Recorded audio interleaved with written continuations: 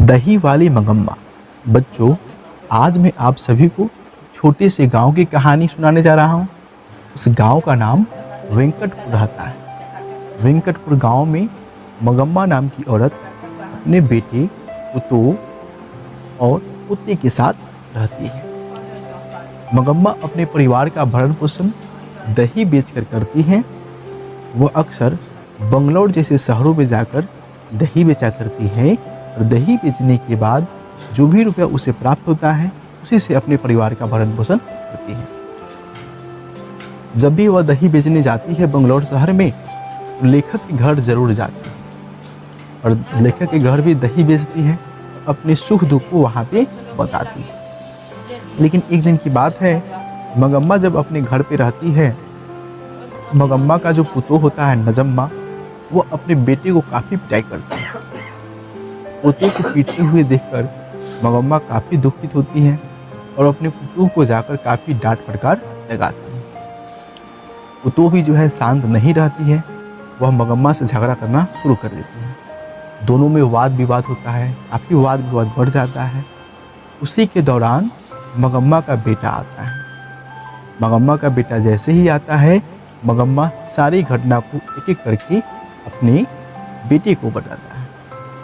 मंगम्मा का बेटा बोलता है, माँ, मैं नहीं चाहता हूँ कि तुम दोनों आपस में झगड़ा करो। लेकिन फिर भी जो है सास पुतोह में झगड़ा होते ही रहता है। लगातार झगड़ा बढ़ते ही चला जाता है। वाद विवाद इतना बढ़ जाता है, अंत में मंगम्मा को बोलना पड़ता है, बेटा, तुम मुझे चाहते हो अलग करना, अलग कर सकते हो। बेटा बोलता है, माँ, मैं तो अलग करना नहीं चाहता हूँ, लेकिन अगर आप शर्त रखते हैं कि पत्नी और माँ में किसे चुना जाए, मैं अपनी पत्नी को चुनूंगा, क्योंकि मेरे सिवा इसका कोई और नहीं है। आप तो अकेले भी रह सकते हैं। इस बात को सुनते ही मंगम्मा काफ़ी दुखित हो जाती है। उसके बाद मंगम्मा बोलती है, ठीक है बेटा, अगर तुम चाहते हो मुझे अलग करना तो अलग कर सकते हो। उसके बाद मंगम्मा जो है दही बेचने के लिए बंगलौर शहर में चली जाती है। जब वह शाम को बंगलौर शहर से दही बेचकर आती है, तो देखती है कि सारा जो बर्तन है उसे अलग दो हिस्सों में बांट दिया गया है। उसका बर्तन अलग साइड में रख दिया गया है, वैसा ही बर्तन रखा गया है। मंगम्मा समझ जाती है, बेटा पुतोह जो है मुझे अलग कर दिया है। फिर भी मंगम्मा थोड़ी सी दुखित होती है, लेकिन फिर से जो है सुखी रहना शुरू कर देती है। खाना बनाती है, आती है और बंगलौर शहर में चली जाती है दही बेचने। जब मंगम्मा अपने बेटे पुतोह से अलग हो जाती है, वह सोचती है कि अब मैं किसके लिए धन कमाऊं। जो भी रुपया वह कमाती है वह अपने आप पर खर्च करना शुरू कर देती है। वह अपने पोते से काफ़ी प्यार करती है, इसलिए अक्सर अपने पोते के लिए कुछ न कुछ मिठाई खरीदकर जरूर लाया करती है और छुप छुपाकर उससे मिला करती है। लेकिन एक दिन की बात है, जब मंगम्मा दही बेचकर वापस आ रही होती है, उसी के गांव का एक रंगप्पा नाम का आदमी, जो स्वभाव से जुआरी एवं चोर होता है, वह उसे बीच रास्ते में रोक लेता है।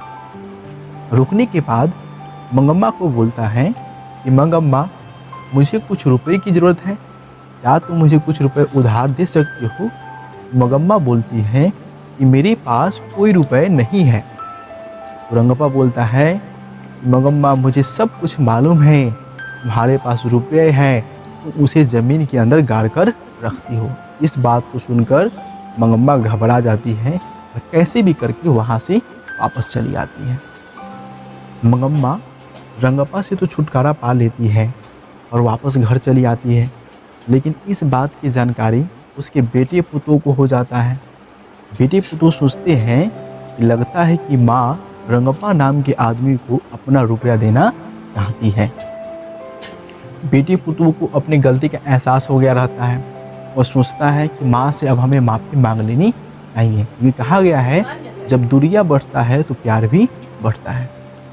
वह अपने छोटे बेटे को मंगम्मा के पास भेजते हैं, क्योंकि जानते हैं मंगम्मा पोते से काफ़ी प्यार करती है। और इसी बहाने जाकर बेटा पुतोह जो है मंगम्मा से माफ़ी मांग लेते हैं। उसी के बाद ये कहानी समाप्त हो जाता है और बेटे पुतोह को अपनी गलती का पछतावा होता है। बच्चों, ये कहानी जो है केवल दही बेचने वाली मंगम्मा की नहीं है। ये